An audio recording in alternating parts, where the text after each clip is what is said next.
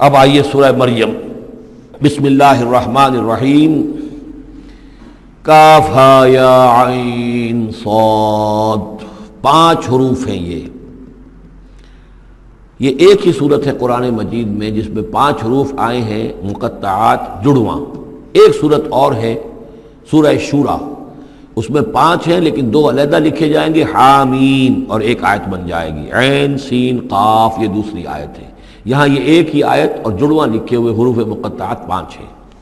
ذکر رحمت ربک عبدہ زکریا، اب یہ وہی ساری چیزیں تقریباً آ رہی ہیں کہ جو ہم سورہ آل عمران میں پڑھ چکے ہیں، اور یہ اس زمانے میں نازل ہوئی جبکہ ابھی ہجرت حبشہ ہونے والی تھی اور مسلمان جا رہے تھے، اور وہاں پر وہ پوزیشن پیش آنے والی تھی کہ یہاں سے جب سفارت گئی ہے مکے کے قریش کے سرداروں کی، اور گئے تھے عمرو بن العاص گئے تھے جو بعد میں ایمان لے آئے، صحابی ہیں، وہ واپس لینے کے لیے کہ یہ ہمارے بگوڑے آ گئے، انہیں واپس کیجئے۔ تو نجاشی کے دربار میں پھر جب مسلمانوں نے اپنی فریاد کی، اپنے حالات بتائے، تو آخری داؤ یہ کھیلا عمرو بن العاص نے کہ آپ ذرا پوچھئے یہ مسیح کے بارے میں کیا کہتے ہیں۔ یہ تو کہتے ہیں وہ تو ایک عام انسان تھا آپ کا جس کو آپ خدا مانتے ہیں۔ تو پھر نجاشی نے پوچھا کہ آپ لوگ کیا کہتے ہیں مسیح کے بارے میں، حضرت مسیح کے، تو پھر یہ آیات پڑھ کر جو ہے حضرت طیار رضی اللہ تعالیٰ عنہ، جعفر ابن ابی طالب، حضور کے چچا داد بھائی، ابو طالب کے بیٹے، حضرت علی کے بڑے بھائی حضرت جعفر ابی طالب بن ابی طالب، انہوں نے یہ آیات پڑھ کر سنائی۔ تو نجاشی نے کہا، تنکا اٹھایا کہ جو تم نے بیان کیا ہے حقیقت میں مسیح علیہ السلام اس سے ایک تنکا بھر بھی زائد نہیں ہے۔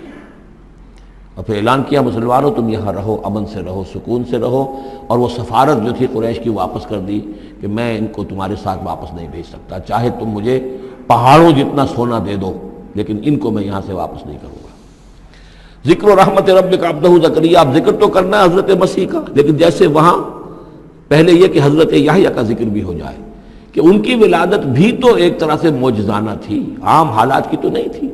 حضرت زکریا کتنے بوڑھے تھے، اور حضرت ان کی جو اہلیہ تھی وہ ساری عمر جو ہے بانجھ رہی تھی، اور بڑھاپے میں اللہ نے بیٹا دیا۔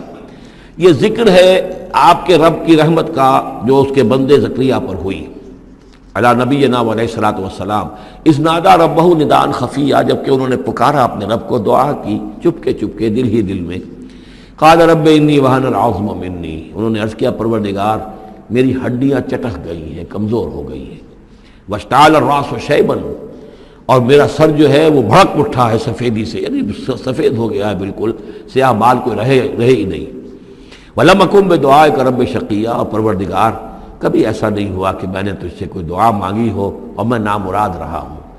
آج بڑی ہمت کر کے میں ایک دعا کر رہا ہوں جو عام حالات کے اعتبار سے تو پھر بڑی غیر معمولی دعا ہے، عام حالات دیکھیں، دنیاوی مسائل کو دیکھیں۔ وَإِنِّي خِفْتُ الْمَوَالِيَ مِن وَرَائِي، اور مجھے اندیشہ ہے اپنے بھائی بندوں سے، رشتہ داروں سے میرے بعد، یعنی یہ کہ اس ہیکل سلیمانی کی خدمت کرنے والا مجھے کوئی مناسب آدمی نظر نہیں آ رہا کہ جو اس میری گدی پر بیٹھ سکے، میرے اس منصب کو سنبھال سکے۔ انی خفت الموالی من ورائی وکانت امراتی عاقرا، اور میری بیوی بانجھ ہے، فہب لی من لدنک ولیہ، تو مجھے خاص اپنے پاس سے کوئی ولی عطا کر۔ اب یہاں ولی کا لفظ کہا، کوئی میرا ساتھی ہو، کوئی ایسا ہو کہ جو میری ان چیزوں کا یرثنی و یرث من آل یعقوب، جو میری وراثت جو ہے روحانی وراثت اور دینی وراثت اس کو سنبھال سکے، اور میری کیا ہے یہ آل یعقوب کی وراثت ہے جو حضرت یعقوب علیہ السلام سے چلی آ رہی ہے، اس کا صحیح وارث بن سکے۔ وجعلہ رب رضیہ، اور پروردگار اسے تو بنائیو، رضی جو ہے یہ فعیل کے وزن پر ہے، راضی اور مرضی دونوں کے معنی میں آ جائے گا، وہ کہ جو راضی ہو اور جس کو راضی کر دیا گیا ہو، رضی اللہ عنہم ورضوا عنہ، وہ دونوں پہلو جو ہیں رضی کے اندر آ جائیں گے۔ انہیں جب اب یہ بشارت مل رہی، یا زکریا انا نبشرک بغلام اسمہ یحییٰ، اے زکریا ہم بشارت دیتے ہیں آپ کو ایک بیٹے کی، ایک لڑکے کی جن کا نام یحییٰ ہوگا، لم نجعل لہ من قبل سمیہ، ہم نے اس کا سا نام اس سے پہلے کسی کا نہیں رکھا، یا اس کی سی صفات اس سے پہلے کسی میں پیدا نہیں کی، یہ دونوں معنی ہو سکتے ہیں اس کے۔ قال رب انا یکون لی غلام، انہوں نے وہی بات عرض کی جو ہم پڑھ چکے ہیں پہلے کہ پروردگار میرے ہاں بیٹا کیسے ہو جائے گا، وکانت امراتی عاقرا، میری بیوی بانجھ ہے، وقد بلغت من الکبر عتیہ، اور میں بوڑھا ہو گیا ہوں، سوکھ چکا ہوں، میرے سارے جو سوتے ہیں حیات کے وہ میرے اندر خشک ہو چکے ہیں۔ قال کذالک، کہا ایسے ہی ہوگا۔ قال ربک هو علی ہین، تیرے پروردگار کا فرمانا یہ ہے کہ یہ مجھ پر آسان ہے۔ وقد خلقتک من قبل ولم تک شیئا، تجھے بھی تو ہم نے پیدا کیا اس سے پہلے جبکہ تو کچھ بھی نہیں تھا۔ قال رب اجعل لی آیا، انہوں نے کہا کہ پروردگار پھر میرے لیے کوئی نشانی مقرر ہو جائے۔ قال آیتک الا تکلم الناس ثلاث لیال سویا، کہا کہ نشانی یہ ہوگی تمہارے لیے کہ اب تم 3 دن تک متواتر، 3 راتوں تک متواتر گفتگو نہیں کر سکو گے لوگوں سے۔ وہاں سورہ آل عمران میں تھا ثلاثۃ ایام الا رمزا، 3 دن تک بات نہیں کر سکو گے مگر صرف اشاروں کے ناموں سے، یعنی اللہ تعالیٰ نے ان کی گویائی سلب کر لی۔ فخرج علی قومہ من المحراب، پھر وہ نکلے اپنے اس حجرے سے جہاں وہ یہ سارا راز و نیاز ہو رہا تھا، عبادت ہو رہی تھی، دعا ہو رہی تھی، مناجات ہو رہی تھی۔ فاوحی الیہم، اپنی قوم پر آ کر انہوں نے وحی کے ذریعے سے کہا، وحی اشارہ کرنا، وحی کے جو لفظی معنی ہے عربی زبان میں الاعلام بالسرعہ والخفا، کسی کو کوئی بات اشارے سے اور خاموشی سے بتا دینا، دوسروں کو پتہ نہ چلے، یہ وحی ہے۔ تو وحی جو آتی ہے اللہ تعالیٰ کی طرف سے، وہ پھر اس کی مختلف شکلیں ہیں، وہ ہم پڑھ چکے ہیں یا پڑھیں گے انشاءاللہ سورہ شورا کے اندر، ویسے تعارف قرآن کے ضمن میں اس کا تذکرہ آ چکا ہے۔ تو اللہ تعالیٰ کی طرف سے وحی، اوحا الیہم، انہوں نے اشارے سے کہا، بات تو کر نہیں سکتے تھے، ان سبحوا بکرۃ وعشیا، کہ یہ خاص وقت ہے، اس میں اللہ کا ایک خاص فیصلہ ہو رہا ہے، لہذا ذرا صبح و شام تم اللہ کی تسبیح و تحمید ذرا کثرت سے کرو۔ یا یحییٰ، اب ولادت ہو گئی حضرت یحییٰ کی، اور وہ مخاطب ہے۔ یا یحییٰ خذ الکتاب بقوہ، یحییٰ کتاب کو مضبوطی سے تھام لو۔ ظاہر بات ہے کہ تورات موجود تھی، زبور موجود تھی، اور نبیوں کے صحیفے موجود تھے۔ وآتیناہ الحکم صبیا، اور ہم نے حکمت اور دانائی اسے بچپن ہی میں عطا کر دی، بچپن ہی میں اللہ تعالیٰ نے انہیں، کیوں سمجھیے کہ یہ دونوں شخصیتیں جو کنٹمپریریز ہیں، حضرت مسیح اور حضرت یحییٰ، جان دی بیپٹسٹ اور جیزس آف نزرت، یہ دونوں جو ہیں غیر معمولی شخصیتیں ہیں، عام لوگوں کی طرح کے نہیں ہیں۔ انبیاء اور رسل کے اندر بھی ان کی قسم کے اوصاف جو ہیں آپ کو اور نہیں ملیں گے۔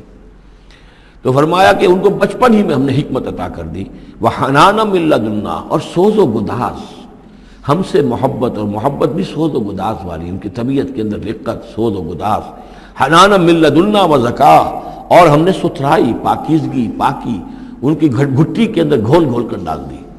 وکان تقیہ، اور بہت ہی متقی تھے، وبرم بوالدیہ، اور اپنے والدوں کے ساتھ بہت حسن سلوک کرنے والے، ادب کرنے والے۔ ولم یکن جبارا عصیا، نہ وہ خود سر تھے اور نہ سخت تھے، بلکہ یہ کہ شاید یہ اس قسم کی کوئی باتیں غالباً کہیں انجیل وغیرہ میں آ گئی ہوں گی جس کی نفی کے لیے یہ الفاظ یہاں آ رہے ہیں۔ اس لیے کہ حضرت مسیح کے بارے میں تو انجیل میں کچھ الفاظ ہیں کہ حضرت مریم کو انہوں نے استحقار کے ساتھ خطاب کیا، وہ عورت، اس طرح کے الفاظ، تو قرآن نے کہا کہ نہیں، وہ ایسا نہیں تھا، وہ اپنی والدہ کے ساتھ اس طرح کی جو ہے گستاخی کے ساتھ پیش آنے والا نہیں تھا، شاید ایسی کوئی بات تو میرے ذہن میں نہیں ہے۔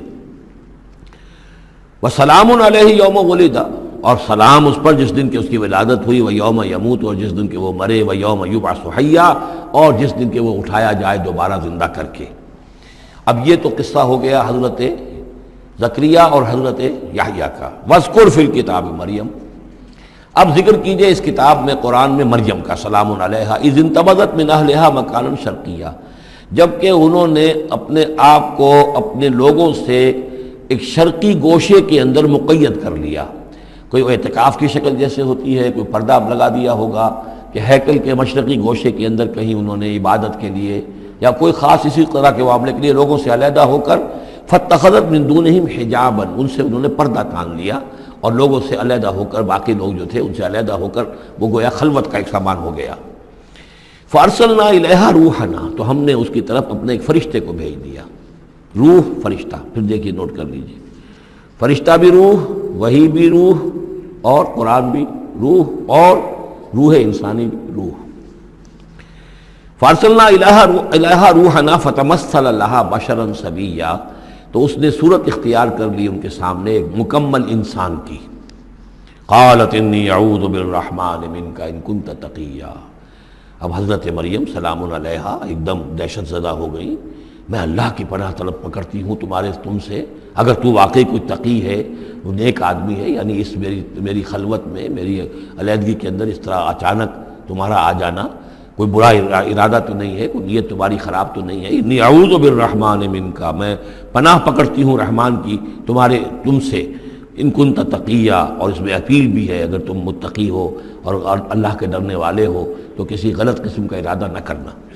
قال انما انا رسول ربک، انہوں نے کہا نہیں میں انسان نہیں ہوں، میں تو آپ کے رب کی طرف سے بھیجا ہوا فرشتہ ہوں، لأہب لک غلاما زکیہ، اللہ تعالیٰ نے مجھے بھیجا ہے کہ آپ کے لیے ایک بہت ہی پاک اولاد جو ہے وہ میں آپ کو عطا کروں آپ کے لیے۔ قالت انا یکون لی غلام، حضرت مریم نے کہا میرے لیے بیٹا کیسے ہو جائے گا، ولم یمسسنی بشر، مجھے کسی مرد نے آج تک چھوا تک نہیں ہے، ولم اکو بغیہ، اور نہ میں کوئی آبرو باختہ عورت ہوں، میں کوئی اس طرح کی آوارہ عورت نہیں ہوں، نہ کسی مرد سے میرا کوئی معاملہ ہوا ہے۔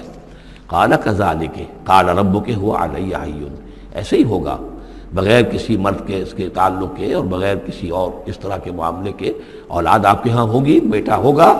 قال ربک هو علی حی، آپ کا رب فرماتا ہے کہ مجھ پر بڑا آسان ہے، میرے لیے کوئی بھاری بات نہیں ہے۔ وَلِنَجْعَلَهُ آیَةً لِلنَّاسِ، اور اس کو تو ہم بنانا چاہتے ہیں لوگوں کے لیے ایک نشانی۔ حضرت عیسیٰ کی ولادت معجزانہ، رفع سماوی معجزانہ، پھر بڑے بڑے معجزے جو ہیں، تو اس اعتبار سے واقعہ یہ ہے کہ ان کی شخصیت بہت ہی ایک یعنی غیر معمولی اور بہت ممیز شخصیت ہے۔ وَرَحْمَةً مِنَّا، اور انہیں ہم ذریعہ بنانا چاہتے ہیں اپنی رحمت کا۔ وَكَانَ أَمْرًا مَقْضِيًّا، اور یہ تو وہ کام ہے، یہ فیصلہ وہ ہے، کان امرا مقضیہ، یہ طے شدہ ہے، اللہ کی طرف سے اس کا فیصلہ ہو چکا ہے۔ فحملتہ، تو انہیں اس کا حمل ٹھہر گیا۔ فانتبذت بہ مکانا قصیا، تو اب وہ اسے لے کر دور جگہ چلی گئی۔ یہ ہے بیت اللحم جو 8 میل کے فاصلے پر تھا اس ہیکل سلیمانی سے، وہاں علیحدگی میں، چونکہ اب ظاہر بات ہے کہ حمل بڑھے گا، اب لوگ کیا ہیں دیکھیں گے، کیا کریں گے، کسی جگہ پر انہوں نے تنہائی میں کسی جگہ جا کر اپنے آپ کو علیحدہ جو آئسولیٹ کر لیا، فانتبذت بہ، آئسولیٹ کر لیا اپنے آپ کو، اب اس کو لے کر، اپنے حمل کو لے کر، فانتبذت بہ مکانا قصیا، ایک دور کی جگہ، بعید مکان میں۔ فاجاء المخاض الی جذع النخلہ، تو جب وہ ولادت کا وقت ہوا اور درد ذہ ہوئے تو اس درد کے اندر وہ ایک کھجور کی جڑ کو انہوں نے مضبوطی سے پکڑا۔ قالت یا لیتنی مت قبل ھذا وکنت نسیا منسیا، اور کہا کاش کہ میں اس سے پہلے مر چکی ہوتی، اب کیا کہوں گی، کیا منہ دکھاؤں گی، اس بچے کا کیا کروں گی، کہاں لے کے جاؤں گی، دنیا کیا کہے گی، میری صورت کیا بنے گی۔ اللہ کی وہ بندی جو ہے کانپ رہی ہے، لرز رہی ہے، یا لیتنی مت قبل ھذا، کاش کہ میں اس سے قبل مر چکی ہوتی، وکنت نسیا منسیا، اور مجھے بھول چکے ہوتے لوگ، میری یاد بھی لوگوں کے ذہنوں سے محو ہو چکی ہوتی، کاش۔ فناداہا من تحتہا، تو پکارا اسے اس کے نیچے سے۔ عام خیال یہ من کے حوالے سے یہ ہے کہ فرشتہ ہی ہے کہ جس نے پھر پکارا ہے، وہ لیکن نیچے ہے، یہ ذرا اونچائی پر ہے، بلندی پر ہے، اور وہ کہیں نیچے ہے، نشیب میں ہے، اور اس لیے کہ ظاہر بات ہے کہ ولادت کے موقع پر اور وضع عمل کے موقع پر اس کا قریب ہونا ویسے بھی مناسب نہیں۔ لیکن ایک اس کی جو قرات ہمارے آفیشل قراتوں میں من بھی ہے، فناداہا من تحتہا، پکارا اسے اس نے جو اس کے نیچے تھا، یعنی ولادت ہو گئی ہے حضرت مسیح علیہ السلام کی، اور بچہ جو ہے اب وہ بول رہا ہے۔ میں اس معنی کو زیادہ ترجیح دیتا ہوں، اس لیے کہ ظاہر بات ہے کہ اگر بچے نے اس وقت کلام نہ کیا ہوتا تو کیسے یقین آتا کہ حضرت مریم لے کر آتی اس بچے کو کہ بعد میں یہ بچہ بول پڑے گا۔ اللہ تعالیٰ نے وہاں اس بچے سے کلام کرا دیا ہے، انہوں نے دیکھ لیا ہے بچہ بول رہا ہے، تو بچے نے من تحتہا، یہ میرے نزدیک وہ قرات بھی وہ زیادہ صحیح ہے، اور ہے ہماری آفیشل قرات میں ہے یہ من تحتہا و من تحتہا۔ تو جو بھی تھا نیچے، انہوں نے، اس نے کہا لا تحزنی، اگر واقعتاً یہ حضرت مسیحی بچے وہی بچہ جو نو مولود ہے وہی بول رہا ہے، تو گویا کہ لا تحزنی، امی جان آپ اس میں پریشان نہ ہو، غمگین نہ ہو، قد جعل ربک تحتک سریا، اور دیکھیے اب اللہ تعالیٰ نے آپ کے قدموں تلے ایک چشمہ نکال دیا ہے، وَهُزِّي إِلَيْكِ بِجِذْعِ النَّخْلَةِ، اور ذرا اسی درخت کے جو سوکھی جڑ درخت کی اس کو ذرا ہلائیے، تُسَاقِطْ عَلَيْكِ رُطْبًا جَنِيًّا، تو یہ تازہ اور بڑی تازہ جو ہیں پکی ہوئی کھجوریں آپ پر گریں گی، فَكُلِي وَاشْرَبِي۔ اب یہ سارا معجزہ کو دیکھ رہی ہے، تب جرأت ہوئی ہے انہیں بچے کو لے کر آنے کی کہ وہ بچہ بول بھی گیا ہے، اور اسی سوکھی ہوئی وہ کھجور کے جو ہے تنے میں سے کھجوریں جو ہے پکی ہوئی اور بڑی تازہ جو ہے وہ بھی گر رہی ہے، چشمہ بھی پانی کا نکل آیا ہے۔ فَكُلِي وَاشْرَبِي، تو کھائیے اور پیئے، وَقَرِّ عَيْنًا، اور اپنی آنکھیں ٹھنڈی کیجئے، فَإِمَّا تَرَيِنَّ مِنَ الْبَشَرِ أَحَدًا، تو پھر اگر آپ دیکھیں کسی انسان کو، کوئی انسان آپ کے سب سے پوچھے، فقولی تو کہہ دیجئے انی نذرت للرحمن صوما فلن اکلم اليوم انسیا، میں نے تو رحمان کے لیے ایک روزے کی نذر مانی ہوئی تھی، میں نے روزہ رکھا ہوا، میں کسی انسان سے بات نہیں کر سکتی۔ وہاں کے ان کے ہاں روزے کے اندر کھانے پینے پر جو پابندی تھی جو ہمارے ہاں ہوتی ہے وہ بھی تھی، اس کے علاوہ بولنے پر گفتگو پر بھی پابندی تھی۔ فأتت بہ قومہا تحملہ، اب وہ آ گئی اس کو لے کر اپنی قوم کے پاس۔ اب ان کا حوصلہ ہے، انہوں نے وہ معجزہ دیکھ لیا ہے، یہ میری رائے ہے، واللہ عالم۔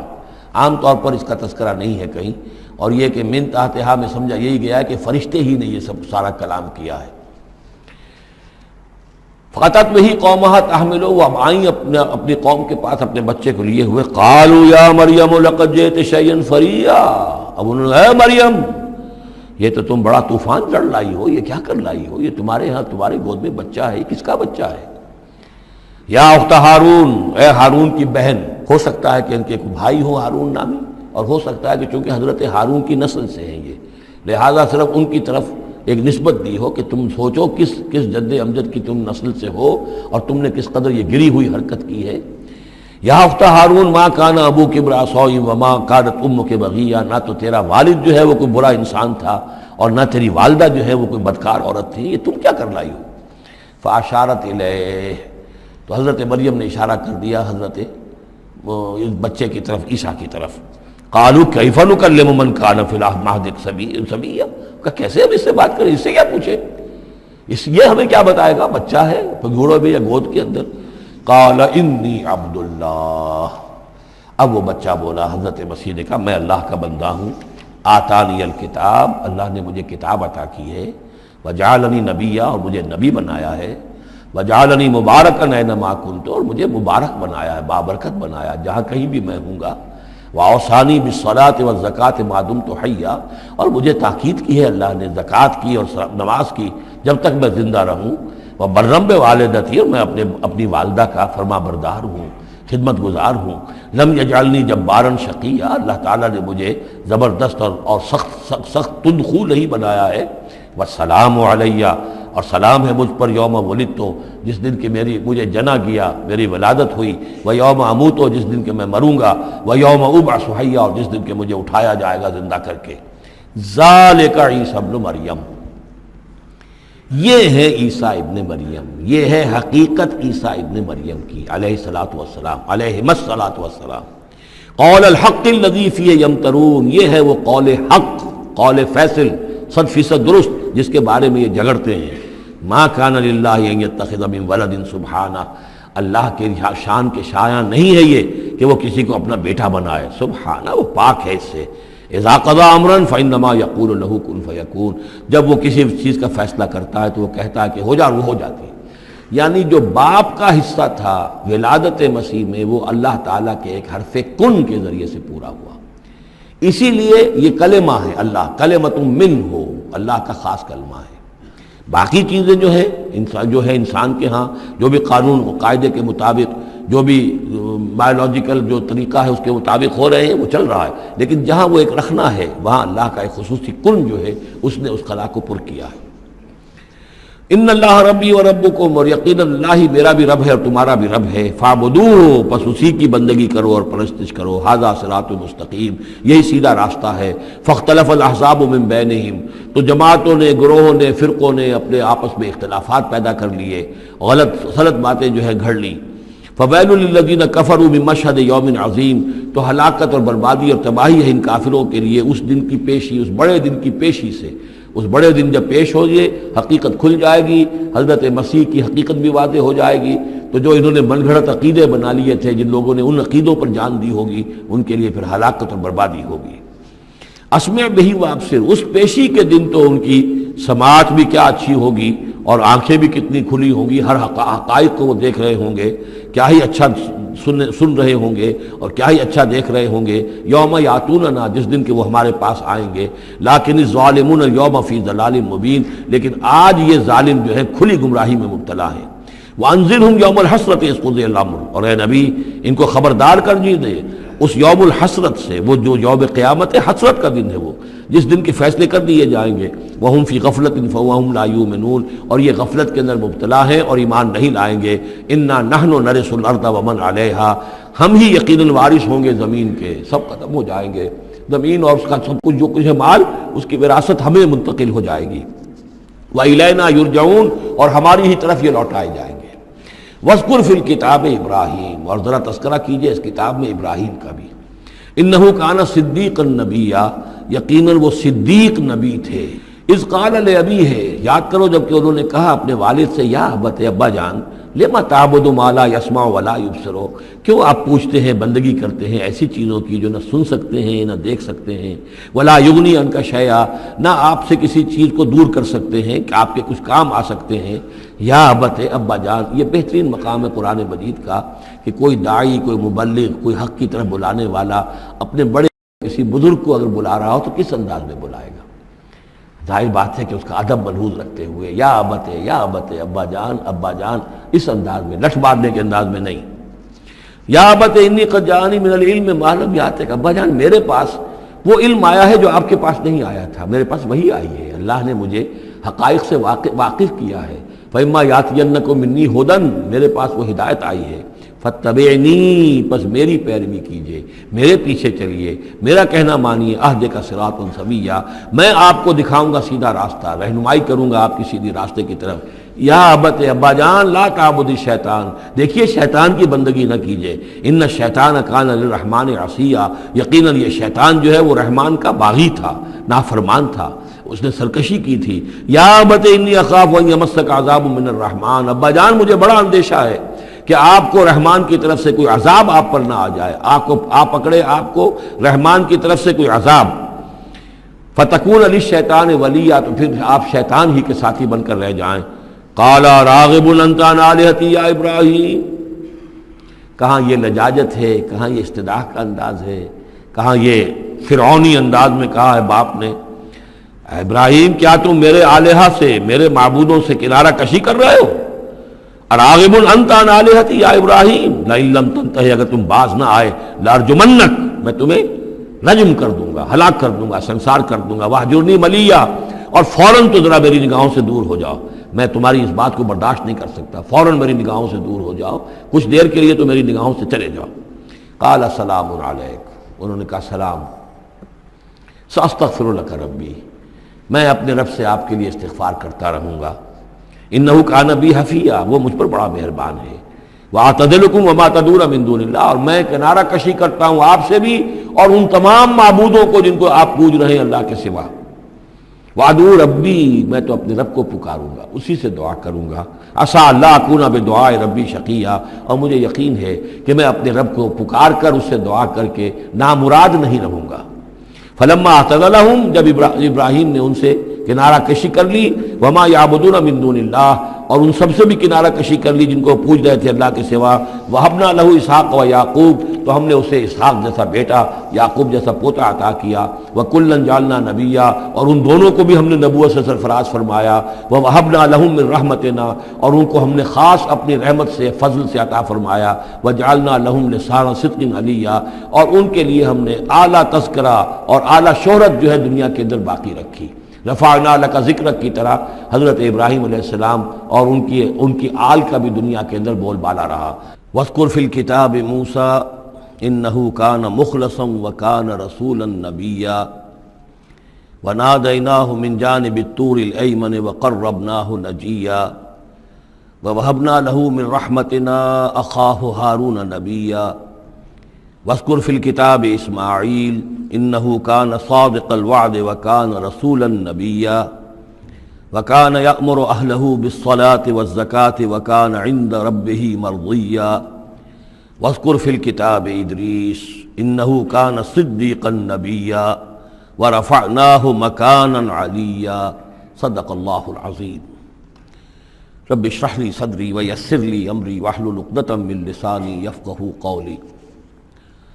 اللہم ربنا الہمنا رشدنا واعذنا من شرور انفسنا، اللہم ارنا الحق حقا وارزقنا اتباعہ وارنا الباطل باطلا وارزقنا اجتنابہ، اللهم ربنا آنس وحشتنا في قبورنا وارحمنا بالقرآن العظيم.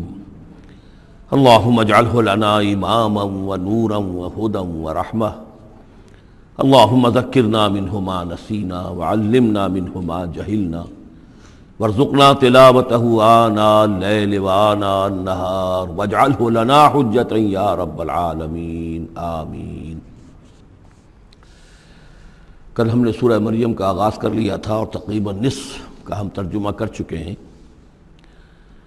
لیکن یہ بات بیان ہونے سے رہ گئی کہ مکی اور مدنی صورتوں کے جس تیسرے گروپ میں اس وقت ہم ہیں، جس کی مکیات کا آغاز ہوا تھا سورہ یونس سے، تو اس میں 9 صورتیں ہم پڑھ چکے ہیں. جیسا کہ میں نے عرض کیا، وہ 9 صورتیں تین صورتوں کے سب گروپس کی شکل میں ہیں.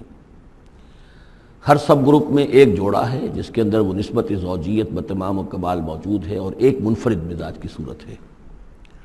سورہ یونس، سورہ ہود ایک جوڑے کی حیثیت سے، سورہ یوسف منفرد ہے، ایک ہی نبی کے حالات پر پوری صورت جو ہے وہ مشتمل ہے. پھر سورہ رعد اور سورہ ابراہیم یہ جوڑے کی شکل میں ہے. سورہ حجر یہ منفرد مزاج کی ہے، بلکہ اس پورے گروپ میں یہ اس اعتبار سے قدر مختلف نظر آتی ہے کہ اس کا انداز جو ہے وہ ابتدائی زمانے کی صورتوں کا ہے. مضامین کی مناسبت بھی انہی سے ہے.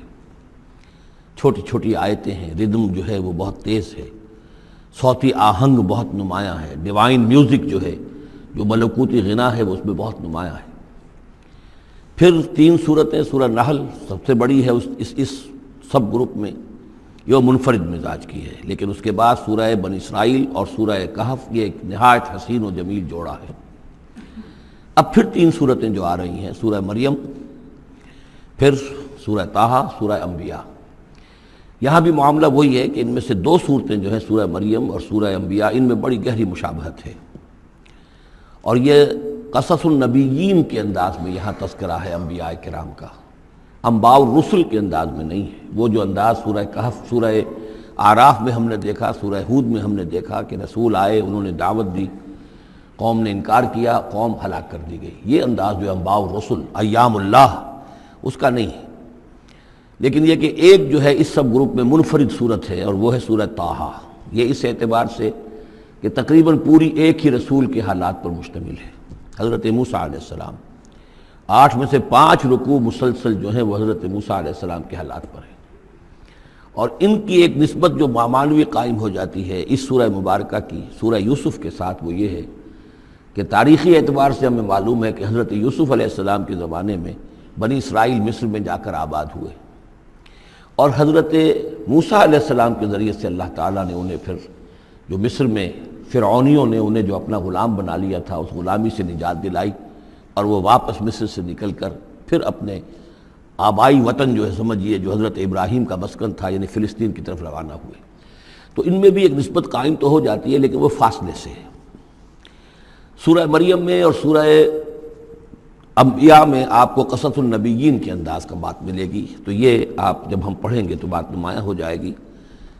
سورہ مریم میں ہم نے اب تک جو پڑھا ہے، سب سے پہلے حضرت زکریا، حضرت یحییٰ کا تذکرہ ہوا پہلے رکوع میں. دوسرا رکوع بہت طویل ہے، اس میں حضرت مریم اور حضرت عیسیٰ کا سلام علیہم ان کا تذکرہ ہوا ہے. تیسرے رکوع میں پھر حضرت ابراہیم علیہ السلام کا، اور ان کے ساتھ ہی پھر حضرت اسحاق اور حضرت یعقوب کا تذکرہ ہوا ہے. حضرت ابراہیم کے بارے میں کہا گیا کہ انہ کان صدیقا نبیّا. اب یہ ایک نئی ترکیب ہے کہ جو پہلی مرتبہ قرآن مجید میں آئی ہے، اور میں نے اسی لیے آج جو ہے کئی آیات تلاوت کی ہیں اگلے رکوع کی، کہ آپ یہ دیکھ سکیں کہ 2 کے بارے میں آ رہا ہے رسولا نبیّا. حضرت اسماعیل اور حضرت موسیٰ علیہ السلام رسولا نبیّا، انہ کان رسولا نبیّا. اور 2 ہی کے بارے میں آیا انہ کان صدیقا نبیّا، یعنی حضرت ابراہیم علیہ السلام اور حضرت ادریس علیہ السلام. تو اس میں فرق کیا ہے؟ ظاہر بات ہے کہ الفاظ مختلف ہیں، ترکیب مختلف ہے، تو یقیناً ان کا مفہوم جدا ہے. اگرچہ بہت ہی میرے علم کی حد تک کسی نے اس پر توجہ نہیں کی ہے، بلکہ ایک بہت بڑے عالم تھے جو مفسر قرآن بھی ہیں، ان سے جب میں نے تذکرہ کیا تو ان کا کہ کیا واقعی ایسا ہے؟ یعنی یہ کہ وہ تفسیر بھی لکھ چکے تھے لیکن انہوں نے توجہ نہیں کی. ہوتا یہ ہے کہ آدمی جب گزر جاتا ہے تیزی کے ساتھ اگر کسی چیز کی طرف توجہ نہیں ہوتی. کیا واقعی ایسا ہے کہ دو کے بارے میں ہے رسول النبیہ اور دو کے بارے میں ہے صدیق النبیہ؟ تو میں نے ان سے سوال کیا تھا کہ اس میں پھر کیا فرق ہے. اس کے لیے میں چاہتا ہوں کہ جو جس حد تک کہ مجھ پر وہ بات اللہ تعالیٰ نے منکشف فرمائی ہے وہ آپ پر بھی میں آپ کے ساتھ بھی شیئر کروں. کہ یہ جو ہم پڑھ چکے ہیں ایک تو سورہ فاتحہ میں اہدنا الصراط المستقیم صراط الذین انعمت علیہم، راستہ ان کا ہمیں دکھا اور ان کے راستے پر چلا جن پر تیرا انعام ہوا. اس کی وضاحت سورہ نساء میں آئی. وَمَن يُطِعِ اللَّهَ وَالرَّسُولَ فَأُولَٰئِكَ مَعَ الَّذِينَ أَنْعَمَ اللَّهُ عَلَيْهِم مِّنَ النَّبِيِّينَ وَالصِّدِّيقِينَ وَالشُّهَدَاءِ وَالصَّالِحِينَ وَحَسُنَ أُولَٰئِكَ رَفِيقًا. یہ منعم علیہم جو ہیں جن پر اللہ تعالیٰ کا انعام ہوا ہے، یہ جو جماعت ہے منعم علیہم کی، اس کے 4 درجات ہیں.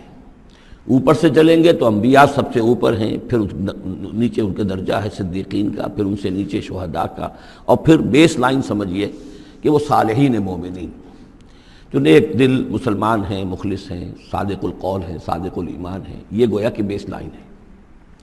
نیچے سے چلیں گے تو اس بیس لائن سے اگر کوئی شخص ترقی کرے گا تو پھر درجہ اس کے لیے کیا ہے؟ شہادت کا ہے. اس کے اوپر ایک درجہ صدیقیت کا ہے، اور یہ آخری درجہ ہے، اس لیے کہ اس سے آگے نبوت کا جو درجہ ہے وہ اکتسابی نہیں ہے، وہ تو وہبی ہے. اور وہ دروازہ بھی اب بند ہو چکا، وہ ہمیشہ کے لیے وہ آؤٹ آف باؤنڈز ہے اب نوع انسانی کے لیے، وہ نبوت کا دروازہ بند ہو چکا. اس صدیقین اور شہداء کے درمیان کیا فرق ہوتا ہے اس کو اب سمجھ لینا چاہیے. اور اس کو جدید سائیکالوجی کی 2 اصطلاحات کے حوالے سے آپ بڑی آسانی سے سمجھ سکیں گے. اللہ تعالیٰ نے عام طور پر انسانوں کو 2 مختلف مزاجوں پر بنایا ہے، ایکسٹروورٹس، انٹروورٹس. کچھ لوگ ہوتے ہیں کہ جو باہر کی دنیا سے انہیں زیادہ دلچسپی ہوتی ہے، کچھ کھیل کود میں، سیر میں، باغ، یہ وہ، باہر کی دنیا سے ملنا جلنا، لوگوں سے ملیں گے، وہ پبلک میں ہوں گے، مجلس میں ہوں گے تو زیادہ چہکیں گے، زیادہ خوش ہوں گے. کچھ لوگ برعکس مزاج کے ہوتے ہیں، وہ دروبین قسم کے لوگ ہوتے ہیں، انٹروورٹس. وہ اپنے خیالات ہی میں مگن رہتے ہیں، غور و فکر کرتے ہیں، سوچ بچار کرتے ہیں. انہیں تنہائی زیادہ پسند ہوتی ہے، تنہائی میں وہ زیادہ خوش رہتے ہیں. تو یہ ایکسٹروورٹس اور انٹروورٹس 2 مزاج ہیں بنیادی طور پر اللہ تعالیٰ نے بنائے ہیں مختلف مزاج جو ہیں. اور ایک ہوتی ہے تیسری ایک کیفیت کہ جس میں یہ دونوں چیزیں بڑے توازن کے ساتھ ہو، ایمبیورٹ. یہ بہت شاذ ہوتا ہے، بہت شاذ ہوتا ہے. بہت کم لوگ ہوتے ہیں دنیا میں کہ جو واقعتاً اس میں توازن قائم کر سکیں، یا ادھر کا رجحان ہوگا یا ادھر کا رجحان ہوگا. تو جو یہ انٹروورٹس ہوتے ہیں جو غور و فکر کرتے رہتے ہیں، ان کے اندر جو ہے وہ یوں سمجھیے کہ فطرت کی جو اصل حقائق ہیں وہ کچھ زیادہ محفوظ رہتے ہیں ان کے غور و فکر کی وجہ سے. پھر وہ کائنات کے بارے میں بھی سوچتے ہیں تو اس کائنات کی تمام آیات الہیہ بھی گویا کہ ان سے ہم کلام ہوتی ہیں، اشارے کرتی ہیں. یہ وہ لوگ ہوتے ہیں کہ جن تک گویا کہ وہ حقائق از خود روشن ہو چکے ہوتے ہیں ان تک، کہ جیسے ہم نے سورہ فاتحہ پڑھتے ہوئے کہا کہ کچھ لوگ ہوتے ہیں اپنی فطرت سلیمہ اور عقل سلیم کی رہنمائی میں یہاں تک تو پہنچ گئے کہ اللہ کو پہچان لیا، آخرت کو پہچان لیا، یہ بھی سمجھ لیا کہ اللہ ہی کی بندگی کرنی چاہیے، کیسے کریں یہ پتہ نہیں. اہدنا الصراط المستقیم. اب وہ راستہ مانگتے ہیں کہ ہمیں راستہ دکھا. یہ صدیقین ہوتے ہیں اور ان کی شان یہ ہوتی ہے کہ جیسے ہی کسی نبی کی دعوت ان کے کان میں آتی ہے وہ ایسے لپک کر قبول کرتے ہیں کہ گویا کہ منتظر بیٹھے تھے. جیسے کوئی شخص وضو کر کے بیٹھا ہوا کہ بس اذان کی آواز آئے اور میں چلوں، اتنا ہی ہوتا ہے. اسی لیے حضور نے فرمایا ابو بکر رضی اللہ تعالیٰ عنہ کے بارے میں کہ میں نے جس کے سامنے بھی ایمان کی دعوت پیش کی اس نے کچھ نہ کچھ توقف ضرور کیا سوائے ابو بکر کے، ایک لحظے کا توقف نہیں کیا، گویا کہ وہ تو تیار بیٹھے ہوئے تھے. البتہ جو ایکسٹروورٹس ہوتے ہیں وہ چونکہ ان کی توجہ نہیں ہوتی حقائق کی طرف، وہ دنیا میں مگن ہیں، کھیل کود میں ہیں، شکار میں ہیں، کشتیوں میں ہیں، ہنسی مذاق میں ہیں، گفتگوؤں میں لگے ہوئے ہیں، تو انہیں کچھ زیادہ غور و فکر کی ان کے اندر جو ہے طبیعت کے اندر میلان نہیں ہوتا اس کا، لہذا انہیں دیر لگ جاتی ہے نبی کی دعوت کو سمجھنے میں، اس کی طرف متوجہ ہونے میں. لیکن یہ ہے کہ جب ان کا توجہ ہو جاتی ہوتی بھی عام طور پہ جذباتی انداز میں ہوتی ہے، لیکن جب ان کی توجہ ہو جائے جذباتی انداز میں تو پھر یہ ہے کہ وہ چونکہ ہوتے ہیں ایکٹیو زیادہ ہوتے ہیں، لہذا وہ اپنی فعالیت کی وجہ سے آگے نکل جاتے ہیں. بظاہر وہ صدیقین سے آگے نکل جائیں گے فعالیت کی وجہ سے، اس لیے کہ وہ فعال زیادہ ہیں. اب اس کی مثال حضرت عمر ہے، حضرت حمزہ ہیں رضی اللہ تعالی عنہما. 6 سال لگ گئے. حضرت عمر کے بارے میں تو آپ کہہ سکتے ہیں کہ سب کوئی گھرانہ مختلف تھا، وہ بنو عدی میں سے تھے، حضور بنو ہاشم میں سے تھے، لیکن حضرت حمزہ کو کیوں دیر لگ گئی؟ 6 سال. سگے چچا ہیں، دودھ شریک بھائی ہیں، ساتھ کے کھیلے ہم جولی ہیں، نہایت محبت کرنے والے حضور سے، اور اسی کیفیت کے اندر وہ ایمان لائے کہ ایک روز آئے باہر سے، شکار کھیل کر آ رہے تھے، کئی دن باہر رہے تھے، واپس آئے تو ابھی گھر میں داخل نہیں ہوئے تھے، لونڈی نے کہا کہ آج تو ابو جہل نے بڑی گستاخی کی ہے آپ کے بھتیجے کے ساتھ، اور بس یہ سنتے ہی آگ بگولا ہو کر گئے ہیں، کمان جا کے ماری ابو جہل کے سر میں کہ تم نے یہ کیا ہے، اور اسی وقت کہا اچھا میں اس پر ایمان لایا، آؤ کرو مقابلہ تم۔ یہ ان کے ایمان کا معاملہ ہے۔ تو یہ حمزہ ہے، اس طرح حضرت عمر ہیں، چلے تھے حضور کو قتل کرنے کے ارادے سے، لیکن اپنی بہن کے اندر جو دیکھی، اس کے اندر یہ کہاں سے اتنی استقامت آ گئی کہ بھائی جان چاہے آپ ہمیں قتل کر دیں، جان سے مار دیں، لیکن اب یہ جو دین ہم نے قبول کیا اس کو ہم چھوڑنے والے نہیں ہیں۔ بہنوئی کو تو مار مار کے لہو لہان کر دیا تھا سعید ابن زید کو، بہن کو بھی مارا ہے، لیکن پھر اچانک بدل گئے۔ پھر وہی عمر جو ہے جو تلوار ننگی لے کے چلا تھا قتل کرنے کے ارادے سے، گردن میں تلوار حمائل کیے ہوئے، جیسے غلام ہوتے ہیں، ان کے ہاں غلاموں کا رواج یہ تھا، ان کی تلواریں گردنوں میں حمائل ہوتی تھی، وہ آ رہا ہے اور ایمان لا رہا ہے۔ تو یہ ہے شہداء، صدیقین اور شہداء۔ تو اب مزاج جو ہے انبیاء میں بھی آپ کو ملے گا، کچھ لوگوں کا مزاج شہداء سے مناسبت رکھتا ہے۔ حضرت اسماعیل کا آپ نے سنا ہوگا، یہ واقعات قصوں میں آتے ہیں، وہ شکار جیسے کہ حضرت حمزہ کی کیفیت ہے، وہ نکل جاتے تھے۔ حضرت ابراہیم 2 مرتبہ گئے ہیں، ملاقات ہی نہیں ہوئی، اس لیے کہ وہ اپنے شکار پر نکلے ہوئے تھے۔ اس طرح کا معاملہ حضرت اسماعیل کا تھا۔ حضرت موسیٰ بھی جلالی مزاج کے آدمی تھے، ایک آدمی کو مکہ مارا ہے اور اس کی جان نکال دی ہے۔ حضرت ابراہیم وہ دوسری قسم، وہ صدیق النبی، ان کے مزاج جو ہے وہ اس نوعیت کا، صدیقیت کے ساتھ مناسبت رکھنے والا۔ تو نبوت تو ان کو بھی ملی، نبوت ان کو بھی ملی، لیکن مزاجی فرق کی وجہ سے ایک صدیق نبی ہے اور ایک رسول نبی ہے۔ اس لیے کہ رسول کے ساتھ جو لفظ مناسبت رکھتا ہے وہ شہادت ہے، تمام رسول شاہد بنا کر بھیجے گئے ہیں۔ یہ جو کار رسالت ہے، تبلیغ اور اتمام حجت، اس کے اندر تو عمل کا پہلو زیادہ ہے، اور اس میں پھر شہداء زیادہ نمایاں ہوتے ہیں۔ تو رسولوں کے لیے تو ہے ہی یہ، یا ایھا النبی انا ارسلناک شاہدا ومبشرا ونذیرا وداعیا الی اللہ باذنہ وسراجا منیرا، اور جیسے کہ ہم نے پڑھا وکیف اذا جئنا من کل امۃ بشہید، تو رسولوں کے ساتھ مناسبت لفظ کی جو ہے وہ شہادت کی ہے۔ تو گویا کہ شہداء کا مزاج رکھنے والے جو نبی ملے وہ رسول النبی ہیں، اور صدیقیت کا مزاج رکھنے والے جن کو نبوت مل گئی وہ صدیق نبی ہیں۔ تو حضرت ابراہیم انہ کان صدیقا نبیا، وہ تو ہم پڑھ چکے تھے، اب آگے چلیے۔ ابھی اس موضوع پر مزید گفتگو سورہ حدید میں چل کر ہوگی۔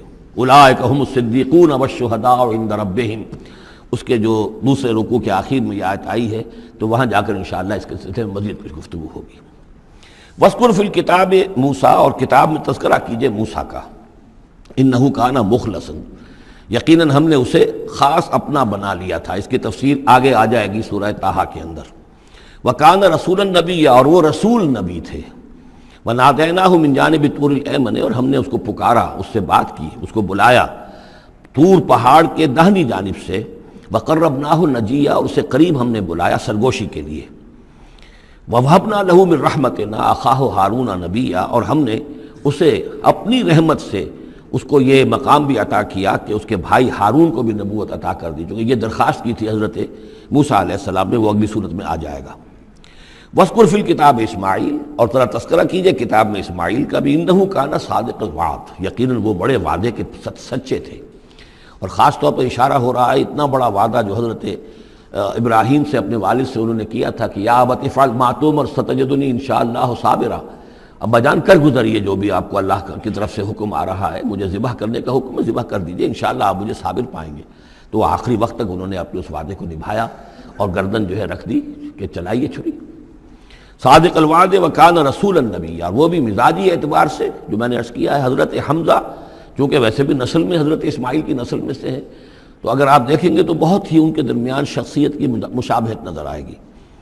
رسول النبی، وہ رسول نبی تھے۔ وَكَانَ يَأْمُرُ أَهْلَهُ بِالصَّلَاةِ وَالزَّكَاةِ وَكَانَ عِندَ رَبِّهِ مَرْضِيًّا، اور وہ حکم دیتے تھے اپنے گھر والوں کو نماز کا بھی اور زکوٰۃ کا بھی، اور وہ اپنے رب کے نزدیک بہت ہی پسندیدہ تھے، بہت ہی اللہ تعالیٰ کو کے منظور نظر کہہ لیجئے، مرضیہ۔ وَاذْكُرْ فِي الْكِتَابِ ادریس، اور تذکرہ کیجئے کتاب میں ادریس کا بھی۔ یہ ادریس علیہ السلام جو ہے یہ ایک نبی ہے کہ جو حضرت آدم اور حضرت نوح کے مابین گزرے ہیں۔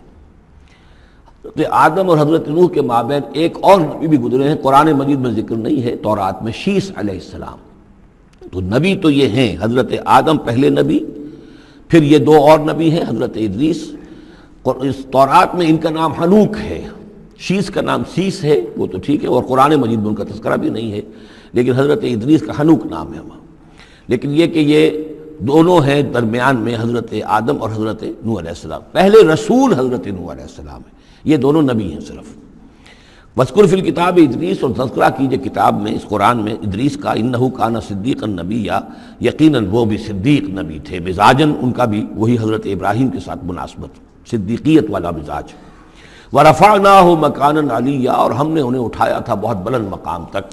اب یہ اٹھانا جو ہے، ویسے تو بعض لوگوں کا خیال ہے کہ شاید وہ بھی حضرت عیسیٰ علیہ السلام کی طرح رفع سماوی ان کی ہوئی ہے، چوتھے آسمان میں حضور کی ان سے ملاقات ہوئی ہے شب معراج میں، لیکن ایک مفہوم اس کا یہ بھی ہے کہ اونچا مقام دینا، بلند مقام دینا، اس لیے کہ یہاں الہ نہیں ہے، وہاں جو ہے وہ رافعک الیہ، جہاں کہا گیا حضرت عیسیٰ کے بارے میں تمہیں اٹھانے والا ہوں اپنی طرف، تو اس سے مفہوم جو ہے بہت معین ہو جاتا ہے، یہاں ضروری نہیں ہے کہ وہ مفہوم لیا جائے۔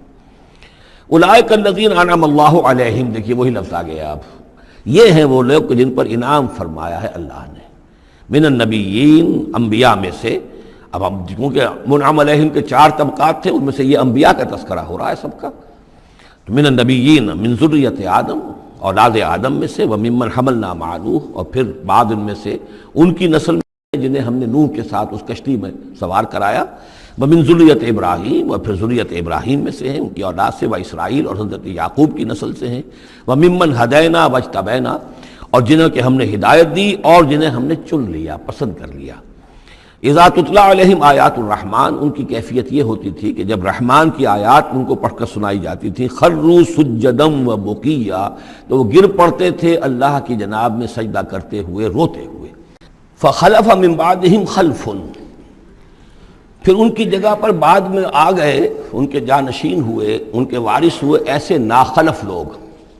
یہ خلف کا لفظ جب آتا ہے لام کے جزم کے ساتھ، تو ناخلف یعنی ایسے لوگ کہ جو اپنے اسلاف کے کردار اور ان کی بزرگی جو ہے اس کو برباد کرنے والے، تباہ کرنے والے، ان کی نیک نامی کو بٹا لگانے والے ہوں، ناخلف۔ فخلف من بعدہم خلف، پھر ان کی اولاد میں سے ایسے ناخلف بھی پیدا ہوئے، اضاعوا الصلاۃ، جنہوں نے نماز کو تو ضائع کر دیا، واتبعوا الشہوات، اور خواہشات کی پیروی کی، شہوات، خواہشات، جذبات، فسوف یلقون غیا، تو ان قریب ان کی ملاقات ہو جائے گی گمراہی کے ساتھ، یعنی گمراہی کا جو انجام ہے یہ اس سے دوچار ہو جائیں گے۔ الا من تاب وآمن وعمل صالحا، سوائے اس کے کہ جو توبہ کریں اور ایمان لائیں اور نیک عمل کریں، فاولئک يدخلون الجنہ، وہ لوگ جنت میں داخل ہوں گے، ولا یظلمون شیئا، اور ان پر قطعاً کوئی ظلم نہیں کیا جائے گا، ان کا کوئی حق تلفی نہیں کی جائے گی، ان کے پورے اعمال کا انہیں بدلہ مل جائے گا۔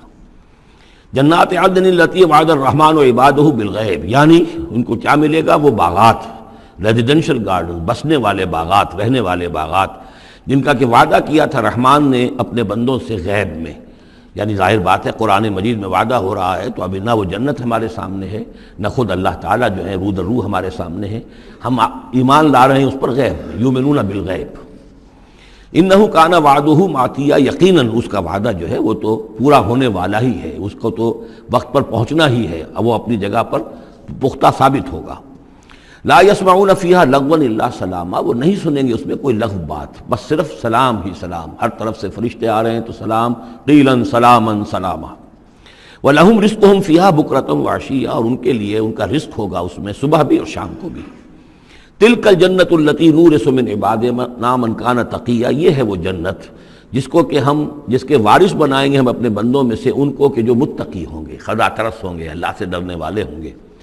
وَمَا نَتَنَزَّلُ إِلَّا بِأَمْرِ رَبِّكَ، اور اے نبی ہم نہیں نازل ہوتے مگر آپ کے رب کے حکم سے۔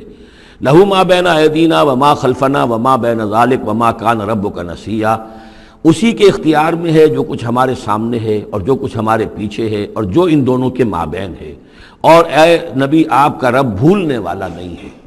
یہ بہت اہم مضمون ہے، اور در حقیقت ایک مضمون کا یوں سمجھیے کہ سلسلہ شروع ہو رہا ہے جس کی پہلی کڑی یہ ہے۔ اس کو یوں سمجھیے کہ حضور صلی اللہ علیہ وسلم کو جو قرآن مجید سے شغف تھا اور محبت تھی اور شوق تھا آپ کا، تو جو وقفہ پڑ جاتا تھا وہی میں، وہ آپ پر بڑا شاخ گزرتا تھا۔ آپ چاہتے تھے کہ وہی جلدی جلدی آئے تاکہ آپ اس سے اور اپنے وجود پرنور کو مزید منور کریں، آپ جو ہے قرآن مجید سے جو آپ کو عشق تھا اس کے بنا پر اس میں آپ کو اجلت رہتی تھی کہ جلدی آئے قرآن۔ تو اس حوالے سے آپ نے حضرت جبرائیل سے شکوہ کیا کہ آپ وقفے وقفے سے آتے ہیں، ہم انتظار کرتے رہتے ہیں۔ اس کا یہ جواب ہے جو جہاں دیا جا رہا ہے، وَمَا نَتَنَزَّلُ إِلَّا بِأَمْرِ رَبِّكَ، اے نبی ہم اپنی مرضی سے نہیں نازل ہو سکتے، ہم نہیں نازل ہوتے مگر آپ کے رب کے حکم سے۔ لَهُ مَا بَيْنَ أَيْدِينَا، یہ بہت ہی یعنی یوں سمجھیے کہ گہرے الفاظ ہیں، لَهُ مَا بَيْنَ أَيْدِينَا وَمَا خَلْفَنَا، جو ہمارے آگے ہے اس کا اختیار بھی اللہ ہی کا ہے، جو ہمارے پیچھے ہے اس کا اختیار بھی اللہ ہی کا ہے۔ وَمَا بَيْنَهُمَا وَمَا بَيْنَ ذَلِكَ، آگے اور پیچھے کے مابین کون ہے پھر؟ ہم، میں، میرا وجود، میرے آگے میرے پیچھے، اور ان دونوں کے درمیان کون ہے؟ میں گویا کہ بالکلیہ اللہ تعالیٰ کے حکم کے تابع ہوں۔ فرشتے کی یہی شان ہے کہ فرشتہ جو ہے یفعلون ما یؤمرون، جو حکم ملتا ہے، لا یعصون اللہ ما امرہم، ان کا معاملہ یہ ہے کہ جو بھی اللہ کا حکم ہے گویا کہ وہ تو اس سے سرتابی نہیں کرتے، سرے منہ اس میں فرق نہیں ڈالتے۔ وَمَا نَتَنَزَّلُ إِلَّا بِأَمْرِ رَبِّكَ، ہم نہیں اترتے یا اتر سکتے مگر آپ کے رب کے حکم سے، جب اسی کی مصلحت اور اسی کی مشیت ہوتی ہے وہ وحی دے کر ہمیں بھیجتا ہے۔ لَهُ مَا بَيْنَ أَيْدِينَا وَمَا خَلْفَنَا وَمَا بَيْنَ ذَلِكَ وَمَا كَانَ رَبُّكَ نَسِيًّا، اور اے نبی یہ جو کچھ تاخیر ہو جاتی کسی بھول کی وجہ سے نہیں ہے کہ اللہ کو کوئی نسیان لاحق ہو گیا ہے تو تھوڑی دیر کے لیے توجہ کہیں اور ہو گئی ہے، معاذ اللہ، تیرا رب جو ہے بھولنے والا نہیں ہے بلکہ یہ حکمت کے تحت ہے، اللہ تعالیٰ کی مشیت یہ ہے۔ كَذَلِكَ لِنُثَبِّتَ بِهِ فُؤَادَكَ رَتَّلَ اللَّهُ تَرْتِيلًا، وہ جو ہم پڑھ چکے سورہ بنی اسرائیل میں بھی، وَقُرْآنًا فَرَقْنَاهُ لِتَقْرَأَهُ عَلَى النَّاسِ عَلَى مُكْثٍ وَنَزَّلْنَاهُ تَنزِيلًا، یہ ہماری حکمت ہے کہ ذرا وقفے سے آپ یہ قرآن لوگوں کو پڑھ کر سنائیں۔ رب السماوات والارض، وہ رب ہے آسمانوں کا اور زمین کا، وما بینہما، اور جو ان دونوں کے مابین ہے، فاعبدہ، پس اسی کی بندگی اور پرستش کیجئے، واصطبر علیہ لعبادتہ، اور اس کی عبادت کے اوپر پوری طرح جمے رہیے، صبر کیجئے۔ ہل تعلم لہ سمیہ، تو کیا تم جانتے ہو کہ اس کی سی شان کا کوئی اور ہستی ہے؟ ظاہر بات ہے جو شان اللہ کی ہے اس کی سی شان رکھنے والی کوئی اور ہستی کائنات میں موجود نہیں۔ وَيَقُولُ الْإِنسَانُ وَإِذَا مَا مِتُّ لَسَوْفَ أُخْرَجُ حَيًّا، اور یہ انسان کہتا ہے حیران ہو کر، کیا میں جب مر جاؤں گا تو پھر مجھے زندہ کر کے اٹھا لیا جائے گا؟ یعنی یہ وہ لوگ ان میں سے کہ جو بعث بعد الموت کے منکر تھے۔ میں نے بارہا آپ کو بتایا کہ اکثر و بیشتر تو وہ مانتے تھے، لیکن وہ کہتے تھے کہ وہاں ہمیں چھڑانے والے ہیں، ہمارے شفعاء ہیں، ہؤلاء شفعاؤنا عند اللہ، تو بعث بعد الموت کے وہ منکر نہیں تھے، لیکن ایک طبقہ ان میں ایسے لوگوں کا بھی تھا۔ اب یہ ان کی بات ہو رہی ہے۔ وَيَقُولُ الْإِنسَانُ وَإِذَا مَا مِتُّ لَسَوْفَ أُخْرَجُ حَيًّا، کہ جب میں مر جاؤں گا پھر مجھے دوبارہ اٹھا لیا جائے گا اور نکال دیا جائے گا۔ أَوَلَا يَذْكُرُ الْإِنسَانُ، تو کیا اس انسان کو یہ یاد نہیں ہے، أَنَّا خَلَقْنَاهُ مِن قَبْلُ وَلَمْ يَكُ شَيْئًا، کہ وہ کچھ بھی نہیں تھا اور ہم نے اسے پیدا کیا ہے، تو کیا مشکل ہے ہمارے لیے دوبارہ اس کو پیدا کر دینا؟ کیا تھا وہ پہلے، اس کی کیا حقیقت تھی؟ یعنی جہاں سے ہم اپنے آپ کو جانتے ہیں وہ بھی ظاہر بات ہے کہ ایک نطفہ ایک ہے، اس سے ہمارا آغاز ہوا، یہ تو سبھی جانتے ہیں نا۔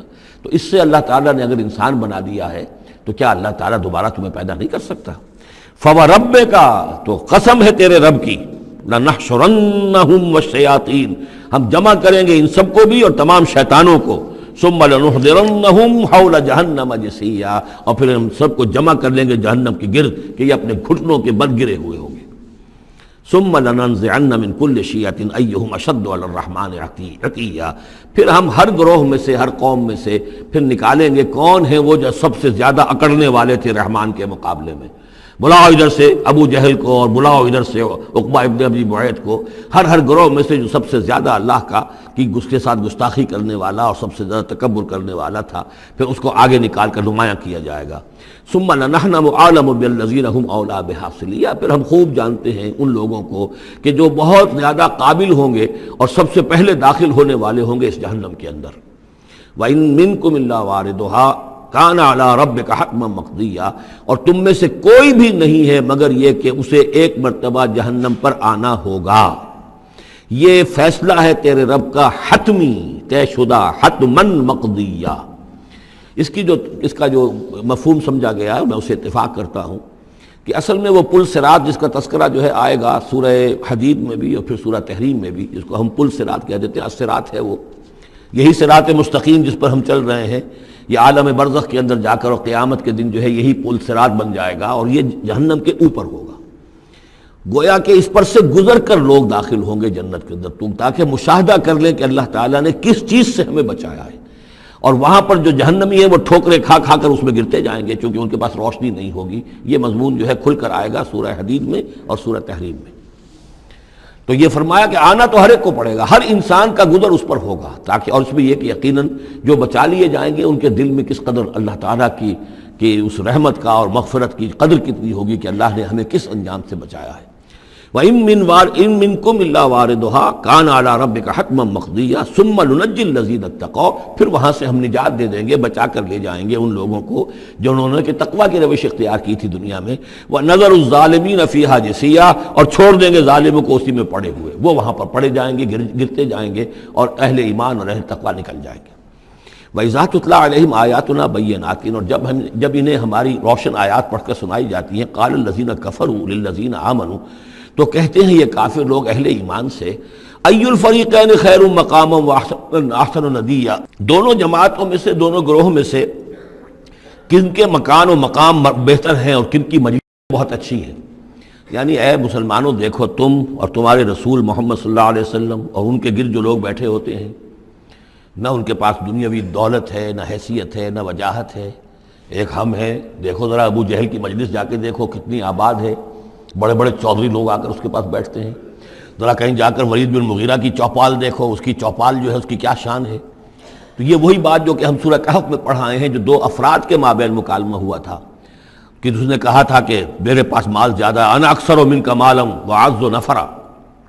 اسی طرح انہوں نے کہا کہ ای الفریقین خیر مقاما واحسن ندیا، کہ دو گروہ دیکھ لو تمہارے سامنے ہیں، ایک معلوم ہوتا ہے کہ مفلس ہیں، کلاش ہیں، غلام لوگ ہیں، ان کے ساتھ بیٹھے ہوئے ہیں، بلال بیٹھا ہوا ہے، وہاں وہ ابو فقی بیٹھا ہوا ہے، یہ جو عمار ہے اور یہ فلاں ہے اور یہ یاسر ہیں، یہ لوگ ہیں۔ ادھر جا کر دیکھو وہ کتنی سج دھج کے ساتھ، شان و شوکت کے ساتھ ان کی محفلیں ہیں، کیا کچھ ساز و سامان ہے، کیسے قالین بچھے ہوئے ہیں۔ ای الفریقین خیر مقاما واحسن ندیا وکم اہلکنا قبلہم من قرن، اور ہم نے ان سے پہلے کتنی ہی قوموں کو ہلاک کیا ہے، ہم احسن و اساسا وریا، وہ ان سے بھی کہیں بڑھ کر تھے اپنے اساس البیت، اساس جس کو ہم اساسہ کہتے ہیں، ساز و سامان میں اور نام و نمود میں، شان و شوکت میں، ریا، ان کی شان و شوکت ان سے بھی کہیں بڑھ کر تھی، اور وہ ہلاک ہوئے۔ قوم عاد اور قوم سمود یہ سب کا، اور قوم شعیب۔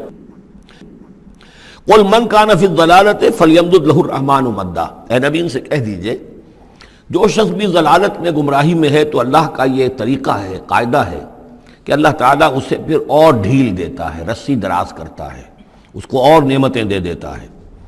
حتیٰ اذا رأوا ما یوعدون، یہاں تک کہ جب اچانک وہ وقت آ جائے گا کہ جس کے ان کو دھمکی دی جا رہی ہے، اما العذاب و اما الساعہ، یا تو دنیا میں عذاب آ جائے، عذاب ہلاکت، عذاب استحصال، یا قیامت، فسیعلمون، تب وہ جان لیں گے، من ہوا شر مکانا واضعف جندا، کہ کون ہے جو اپنے مقام اور مرتبے کے اعتبار سے بدتر ہے، اور کون ہے کہ جو لشکر اور اپنے لاؤ لشکر کے اعتبار سے کمزور تر ہے۔ اس وقت پتہ چلے گا کہ محمد زیادہ طاقتور تھے صلی اللہ علیہ وسلم، یا ابو جہل زیادہ طاقتور تھا۔ آخرت میں جا کر حقیقت کھل جائے گی۔ اس وقت تو یہ ایک سراب ہے، نظر آ رہا ہے، ایک ڈرامہ ہے، کھیل ہو رہا ہے، حقیقت جو ہوگی وہ منکشف ہو جائے گی اس دن۔ وَيَزِيدُ اللَّهُ الَّذِينَ اهْتَدَوْا هُدًى، اور اللہ تعالیٰ ان لوگوں کی ہدایت میں اضافہ کرتا ہے جو ہدایت کی راہ اختیار کرے۔ اللہ بڑھاتا ہے ان لوگوں کو ہدایت میں کہ جنہوں نے ہدایت اختیار کی۔ والباقیات الصالحات خیر عند ربک ثوابا وخیر مردا، اور یقیناً نیک باقی رہنے والے تو وہ نیک عمل ہے۔ یہ مال و دولت باقی رہنے والا نہیں ہے، یہ تو یہیں کی شے یہیں رہ جائے گی۔ باقیات الصالحات، بقا اگر ہے، دوام ہے انسان کے ساتھ، اس عالم آخرت میں جانے والی کوئی شے ہے تو باقیات الصالحات ہے، وہ تو نیک کام ہے۔ خیر عند ربک ثوابا، وہ یقیناً تیرے رب کے نزدیک بہت بہتر ہیں بدلے کے اعتبار سے بھی، وخیر مردا، اور اس اعتبار سے بھی کہ لوٹ کر جایا جائے ان کے پاس۔ جب ہم وہاں پہنچیں گے ہمیں اپنے اعمال جو ہیں وہ منتظر ملیں گے، ان کی جزا، بلکہ یہ کہ کہا جائے گا یہ تمہارے اعمال ہی ہیں، ان کی شکل بدل گئی ہے۔ افرأیت الذی کفر بآیاتنا وقال لأوتین مالا وولدا، تو کیا تم نے دیکھا اس شخص کو جو ہماری آیات کا تو کفر کرتا ہے اور کہتا ہے مجھے تو لازماً ملے گا، مال بھی ملے گا اور اولاد بھی ملے گی۔ یہ وہی بات سمجھ لیجیے سورہ کہف میں آ چکی ہے کہ اس نے کہا تھا وَلَئِن رُدِدتُّ إِلَىٰ رَبِّي لَأَجِدَنَّ خَيْرًا مِنْهَا مُنْقَلَبًا، تم جو ہو جوتیاں پھٹکار رہے ہو یہاں پر بھی، تمہیں وہاں بھی کچھ نہیں ملنا۔ اگر واقعی آخرت ہو ہی گئی، اول تو مجھے گمان نہیں، میں نہیں سمجھتا کہ وما اظن الساعۃ قائمۃ ولئن رددت الی ربی لاجدن خیرا منہا منقلبا، تو مجھے وہاں پر بھی اچھا ہی ملے گا جیسے یہاں اچھا ملا ہوا ہے۔ وہی اسی طرح یہ ہے کہ ان کا ہمیں تو وہاں پر بھی ملے گا، آخرت میں بھی بہت سا مال بھی ملے گا، اولاد بھی ملے گی۔ اطلاع الغیب، یہ دنیا بھی مراد ہو سکتی ہے لیکن میرے نزدیک آخرت ہی مراد ہے۔ اطلاع الغیب، کیا وہ غیب پر مطلع ہو چکا ہے؟ اس نے جھانک کر دیکھ لیا ہے غیب کو؟ ام اتخذ عند الرحمن عہدا، یا وہ کوئی رحمان سے عہد لے چکا ہے، پکا قول و قرار لے چکا ہے جس پر اس یقین سے کہہ رہا ہے کہ اسے تو مال بھی ملے گا اور اولاد بھی ملے گی؟ کلا، ہرگز نہیں۔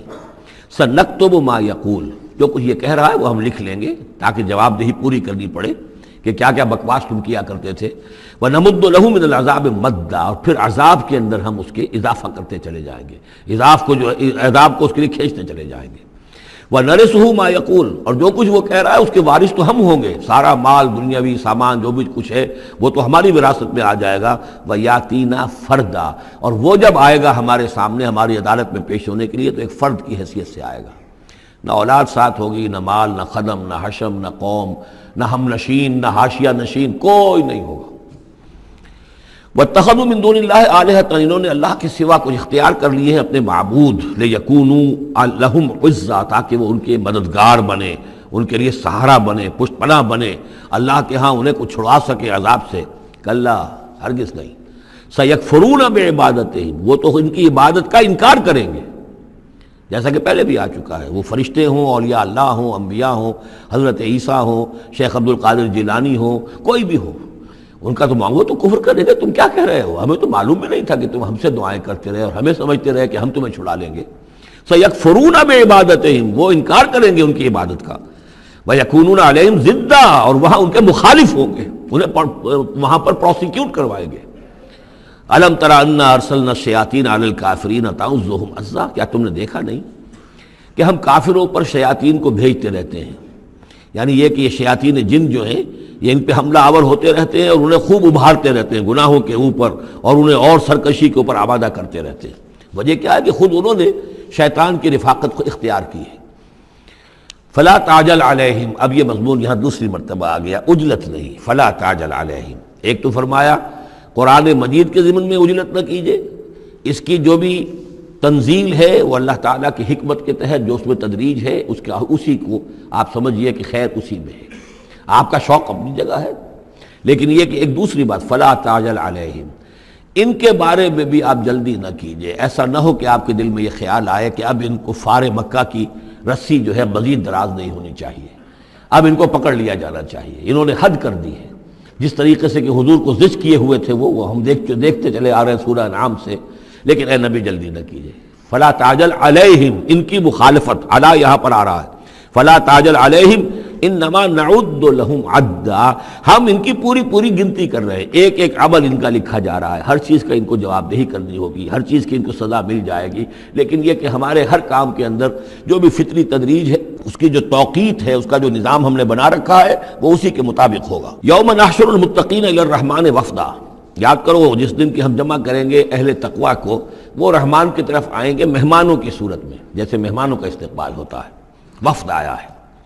وَنَسُوقُ الْمُجْرِمِينَ إِلَىٰ جَهَنَّمَ وِرْدًا، اور جو مجرم ہیں انہیں ہم دھکیلیں گے، دھکے دیں گے، ہانک کر لے جائیں گے جہنم کی طرف، جیسے کہ کوئی پیاسے جانور جاتے ہیں گھاٹ کی طرف۔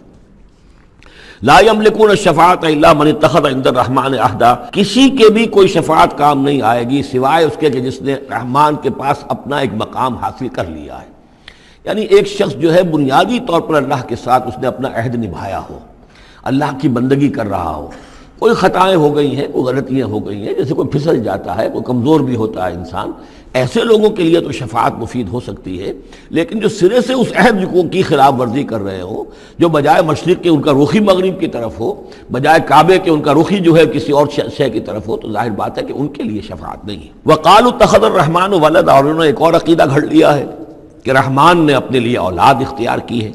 لَقَدْ جِئْتُمْ شَيْئًا إِدًّا، دیکھو تم نے یہ بہت بڑی بھاری بات کہی ہے، یہ بہت بڑی گستاخی ہے اللہ کی جناب میں، اور کتنی بھاری گستاخی ہے ذرا نوٹ کیجئے الفاظ، تکاد السماوات یتفطرن منہ، قریب ہے کہ آسمان پھٹ پڑے تمہاری اس گستاخی پر، وتنشق الارض، اور قریب ہے کہ زمین شق ہو جائے، وتخر الجبال حدا، اور یہ پہاڑ جو ہے دھماکے کے ساتھ گر پڑے، ان دعوا للرحمن ولدا، کہ انہوں نے رحمان کے لیے بیٹا قرار دیا، بیٹی قرار دی۔ مشرکین عرب نے فرشتوں کو خدا کی بیٹیاں بنا دیا، عیسائیوں نے حضرت مسیح کو خدا کا بیٹا بنا دیا، اور یہودیوں نے عزیر کو خدا کا بیٹا بنا دیا۔ ان دعوا للرحمن ولدا وما ينبغي للرحمن ان يتخذ ولدا، رحمان کے تو یہ شایان شان ہی نہیں ہے کہ وہ کسی کو اولاد بنائے۔ یہ اس کی وضاحت میں کر چکا ہوں کہ اولاد کی ضرورت اس کو ہوتی ہے جو خود فانی ہو۔ ہمیں معلوم ہے ہم مر جائیں گے، ہمارا نام و نشان مٹ جائے گا، اولاد کے ذریعے سے ہمارا نام زندہ رہے گا۔ یہ اصل میں ایک اپنی ہی تسلسل انسان سمجھتا ہے کہ میری ہستی کا تسلسل ہے، میری اولاد گویا کہ میرا اپنی بقا کی ایک شکل ہے۔ اس لیے کہ یہ انسان کے اندر ہے۔ مجھے یاد ہے جب ہم پڑھتے تھے کالج میں تو الفا ایک کمپنی ہوتی تھی لاہور میں، جو فائل کورز وغیرہ بناتی تھی نوٹ بکس کے، تو اس میں پیرامڈس کے عنوان سے جو بہترین الفاظ لکھے ہوئے تھے اب بھی مجھے یاد ہیں، still and resolute, calm and self-possessed, still and resolute. The pyramids echo unto eternity, the defiant cry of man's will to survive and conquer the storms of time. کہ یہ جو ان لوگوں نے فرائضہ نے اتنے بڑے بڑے پیرامڈز بنا دی، کائے کے لیے بنا دیے؟ تاکہ ہمارا نام رہے۔ ہم تو نہیں ہوں گے، نام رہے گا۔ تو گویا کہ انسان کے اندر ایک خواہش ہے بقا کی، وہ اپنا دوام چاہتا ہے۔ یہ اسے پتا ہے کہ میری ذاتی طور پر تو میرا دوام ہے، تو میں کوئی عمارت بنا دوں، میرا نام جو ہے اس کے حوالے سے دنیا کے اندر رہے۔ اور یہی معاملہ اولاد کا ہے کہ اولاد سے انسان کو سب سے زیادہ جو اس کو خواہش ہوتی ہے وہ اپنا بقا، اپنا تسلسل۔ وہ سمجھتا ہے کہ میری اپنی کنٹینیوٹی ہے کہ جو میری اولاد کے ذریعے سے۔ ظاہر بات ہے کہ اللہ ہمیشہ خود باقی رہنے والا ہے، تو اس کے شایان شان ہی نہیں ہے کہ وہ کسی کو اپنی اولاد بنائے، اسے کوئی ضرورت ہی نہیں ہے۔ تو تمہارے لیے ہے معاملہ کہ تم فانی ہو، لہذا تمہیں ضرورت ہے کہ کوئی تمہارا نام لیوا باقی رہے۔ وما ينبغي للرحمن ان يتخذ ولدا ان كل من في السماوات والارض الا آتي الرحمن عبدا، نہیں ہے کوئی بھی آسمانوں اور زمین میں کوئی بھی مگر یہ کہ وہ حاضر ہوگا رحمان کی عدالت میں بندے کی حیثیت سے، کسے باشد، جبکہ ہمیں معلوم ہے کہ محمد رسول اللہ صلی اللہ علیہ وسلم بھی حاضر ہوں گے تو بندے کی حیثیت سے، عبدہ ورسول، عبد۔ اور حضور فرماتے ہیں کہ اس روز میدان حشر میں لواء الحمد بیدی، میرے ہاتھ میں ہوگا حمد کا جھنڈا، اور اس روز جو میں حمد کروں گا اللہ کی وہ آج نہیں کر سکتا۔ اللہ تعالیٰ کی حمد بیان کریں گے محمد رسول اللہ عدالت خداوندی میں کھڑے ہو کر۔ تو معلوم یہ ہوا کہ جو بھی آئے گا بندہ بن کر آئے گا، وہ عیسیٰ ہو یا عیسیٰ ابن مریم انت قلت للناس اتخذونی وامی الہین من دون اللہ، یہ سوال کیا جائے گا کہ نہیں؟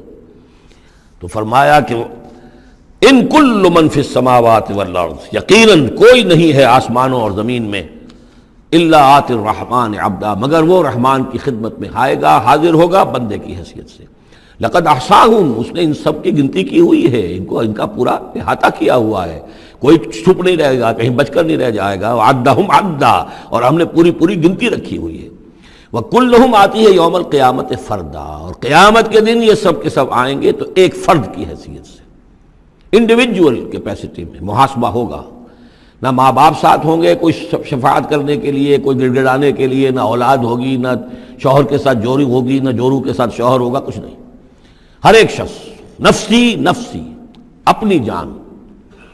وَكُلُّهُمْ آتی ہے یوم القیامت فردا، میری جو کتاب ہے سابقہ اور موجودہ مسلمان امتوں کا ماضی، حال اور مستقبل، اس میں ایک چیپٹر ہے قرآن کا قانون عذاب، کہ عذاب جو قوموں کے اوپر آتا ہے وہ دنیا میں آتا ہے، آخرت کا عذاب جو ہے وہ افراد کے لیے ہے۔ محاسبہ اجتماعی جو ہوتا ہے وہ اللہ کا دنیا میں ہوتا ہے، لیکن آخرت کا حساب وہ جو ہے محاسبہ انفرادی ہے۔